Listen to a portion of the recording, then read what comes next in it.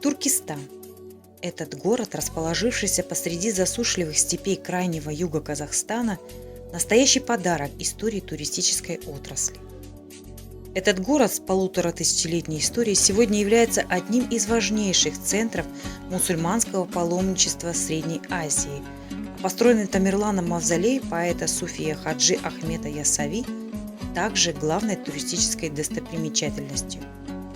Город Яссы, таково древнее название Туркестана, был основан около 500 года на пересечении караванных путей из Бухары, Самарканда и Хивы на север. В средние века он стал одним из самых хорошо укрепленных городов-крепостей Средней Азии. Но настоящая слава пришла Туркестану в XII веке, когда здесь поселился суфийский поэт и философ Хаджа Ахмет Яссави.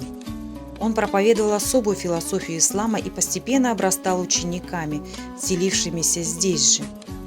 Память Яссави увековечил великий Тамерлан. В конце XIV века по его указу здесь возвели роскошный мавзолей, а рядом с ним мечеть. Дальнейшее положение города только упрочнялось, вплоть до того, что в XVI-XVIII веках он являлся столицей могущественного Хазанского ханства, в свою очередь обогатившего город массой почитаемых гробниц казахских ханов. Мавзолей Арыстан-Баба. Еще один важный исламский мавзолей в Туркестане – место упокоения святого Арыстан-Бабы, в некотором роде предшественника Яссави. Легенда гласит, что сам пророк Мухаммед передал свои четки Арыстан-Бабе, а тот, в свою очередь, подарил их юному Яссави.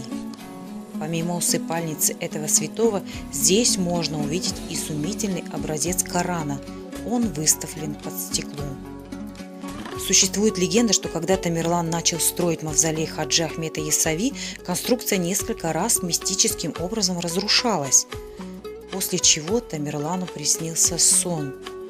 В нем было дано указание сперва построить мавзолей для Арыстан-Бабы, а уж затем заботиться о памяти Яссави. Так он и сделал. И теперь по этой же причине паломники посещают мавзолеи именно в таком порядке. Великолепный комплекс мавзолея Хаджи Ахмета Яссави – главная достопримечательность Туркестана. Построенный Тимуром во славу этого средневекового поэта-суфи, он занимает в плане огромный прямоугольник размерами 46 на 65 метров. В общей сложности здесь 36 помещений, в том числе центральный зал, перекрытый самым большим в Средней Азии кирпичным куполом 18-метрового диаметра, а высота самого мавзолея в центральной части составляет 44 метра. Внутри стоит огромная ритуальная чаша для воды диаметром почти 3 метра и весом 2 тонны, которая изготовлена из сплава 7 металлов.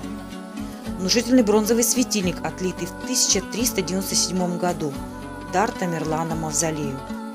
Другие интересные помещения мавзолея – большой дворец с ханским троном и скипетром, малый дворец, где располагается пантеон казахских ханов, 43 надгробия.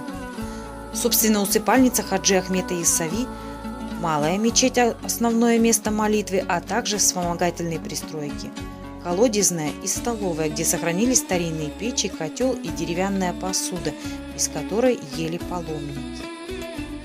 В историческом центре Туркестана также расположено множество других исламских памятников. Здесь стоит увидеть подземную мечеть Хильвет. Эту мечеть связывают с именем суфийского поэта Хаджа Ахмет Яссави, оказавшего значительное влияние на ислам в Средней Азии. По преданиям, он спустился в подземную мечеть Хильвет и провел здесь последние годы жизни. Во время этого уединения суфийский поэт написал сборник религиозно-нравственных стихов «Хикмет». Сейчас подземная мечеть Хильвет популярна у паломников со всех уголков света. Это подземное архитектурное сооружение XVI века состоит из нескольких помещений. Зал для молитв, зал для ритуальных обрядов, помещение для пребывания паломников, а также небольшая комната, устроенная под землей на глубине около 4 метров. Музей Жума-мечети XVIII века.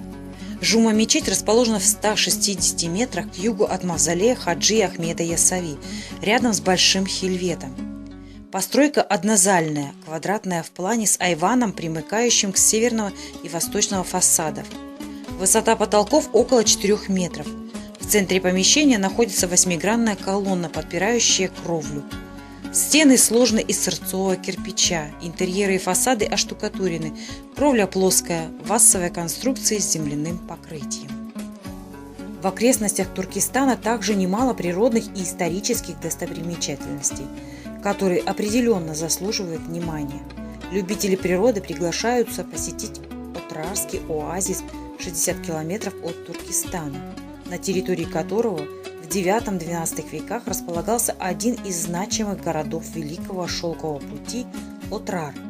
Сегодня здесь можно увидеть остатки городища, руины сохранились неважно, но масштаб поселения действительно потрясает.